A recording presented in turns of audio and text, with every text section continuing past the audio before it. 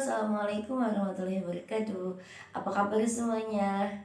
Semoga kita selalu sehat ya. Kali ini bertemu lagi bersama saya Fitri Veronica dari kampus Universitas PGRI Islam Pari Lubuk Linggau, Fakultas Ilmu Sosial dan Humaniora, program studi PGSD.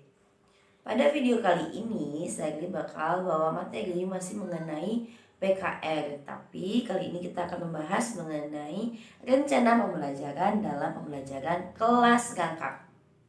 Seperti apa materinya?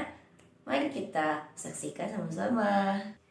Nah, sama-sama kita ketahui bahwasannya pembelajaran kelas rangkap itu artinya kita merangkap kelas atau merangkap materi.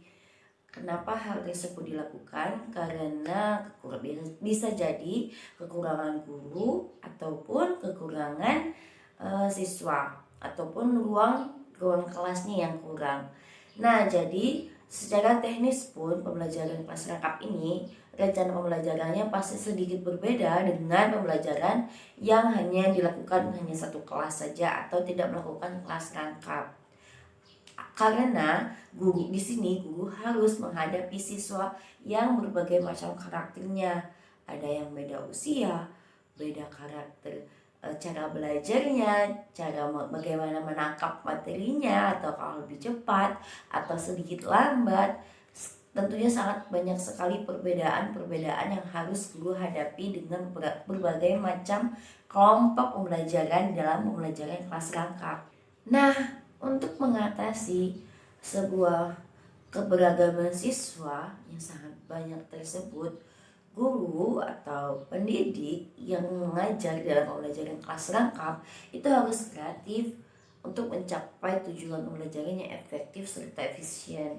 Nah, untuk mencapainya tersebut, guru harus menggunakan perangkat pembelajaran atau rencana pembelajaran yang sedikit berbeda. Nah, mau tahu bagaimana rencana pembelajaran seperti apa yang harus dilakukan guru atau pendidik dalam pembelajaran kelas rangkap? Mari kita bahas satu persatu. Nah, hal yang harus diperhatikan yaitu yang pertama, peta konsep atau pemetaan konsep. Kenapa harus kita perhatikan pemetaan konsep?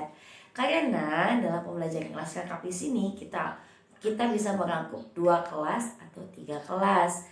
Nah, kenapa harus memperhatikan atau memetakan konsep? Karena di sini kita harus mencari pembelajaran atau materi dalam kelas yang berbeda, namun materinya yang sama. Hanya saja pasti berbeda tingkat kesulitan atau tingkat pemahaman dalam setiap materi. Jadi kita harus mencari materi tersebut dan kita bahas secara bersama-sama agar dalam pembelajaran kelas rangkap tersebut materi tersebut tercapai atau terlaksana atau tersampaikan kepada peserta didik. Selanjutnya yaitu pemetaan tema atau pemilihan tema. Tema di sini dilakukan setelah pemetaan konsep selesai. Apabila pemetaan konsep sudah terlaksana atau sudah tersusun, maka kita bisa memilih tema. Biasanya pada satu semester itu ada 5-6 tema yang harus dicapai seorang guru dalam mengajar, termasuk dalam pembelajaran kelas rangkap. Nah, selanjutnya yaitu pembuatan silabus.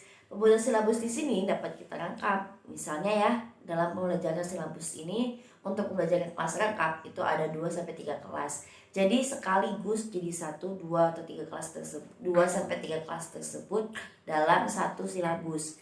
Nah, dalam satu silabus ini mencakup beberapa hal, yaitu diantaranya standar kompetensi, kompetensi dasar, materi pokok, kegiatan pembelajaran, materi pokok, penilaian, alokasi waktu, dan sumber belajar. Nah, selanjutnya yaitu RPP atau rencana proses pembelajaran. Dalam pembelajaran kelas rangkap juga tetap menggunakan RPP. Nah, di dalam RPP proses pembelajaran itu dijelaskan secara rinci dari awal kegiatan, terus dari kegiatan inti sampai penutup. Nah, di dalam RPP di sini akan dijelaskan secara rinci mengenai strategi dan pengelolaan kelas. Bagaimana yang kita akan melakukan di dalam kelas itu secara rinci dijelaskan dalam RPP. Nah, di dalam kelas rangkap sendiri ada beberapa hal guru yang harus perhatikan dalam membuat RPP atau dalam melakukan proses pembelajaran dalam pembelajaran kelas rangkap. Di antaranya yaitu yang harus diingat bahwasanya guru itu tidak mengajari dua kelas dengan metode cara yang berbeda atau dengan kelas yang berbeda. Namun guru merangkap kedua kelas di sini untuk melakukan proses pembelajaran kelas rangkap. Selanjutnya yang harus diingat bahwasanya pembelajaran itu menggunakan pembelajaran tematik. Jadi untuk mengaitkan pembelajaran satu dengan yang lainnya.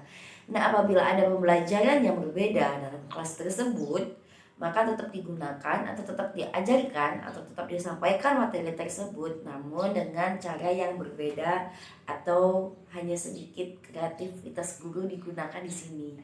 Selanjutnya yaitu yang harus diperhatikan selanjutnya yaitu strategi yang digunakan seorang guru harus menyesuaikan dengan jumlah siswanya. Jangan sampai kita salah dalam menggunakan strategi. Strategi yang kita pilih hanya bisa digunakan oleh kelompok kecil atau siswanya sedikit. Sedangkan kita di sini menggunakan kelas rangkap. Jadi kita harus menyampaikan dengan menggunakan strategi yang sesuai. Nah, selain itu, strategi yang harus digunakan oleh pendidik atau guru itu harus mencakup pembelajaran pakem. Apa pembelajaran pakem? Pembelajaran aktif, kreatif, efektif, dan menyenangkan. Jadi, pembelajaran dalam kelas rangkap akan menyenangkan dan efisien, dan tujuan pembelajaran juga akan tercapai. Nah, mungkin itu saja yang harus diperhatikan seorang guru dalam melakukan proses pembelajaran atau dalam merencanakan proses pembelajaran dalam pembelajaran kelas rangkap. Tidak susah apabila kita bisa memahami materi yang ada di dalam pembelajaran sekolah dasar atau pembelajaran yang akan kita lakukan kelas rangkap. Karena kunci dalam melakukan kelas rangkap yaitu kita harus memahami materi dan menyangkutkan atau menyatukan materi yang sama dengan konteks kesulitan yang berbeda. Oke, semoga bermanfaat untuk teman-teman semuanya. Apabila ada salah kata, salah ucap, saya mohon maaf. Pada Allah saya mohon ampun. Saya akhiri. Wassalamualaikum warahmatullahi wabarakatuh. Sampai jumpa.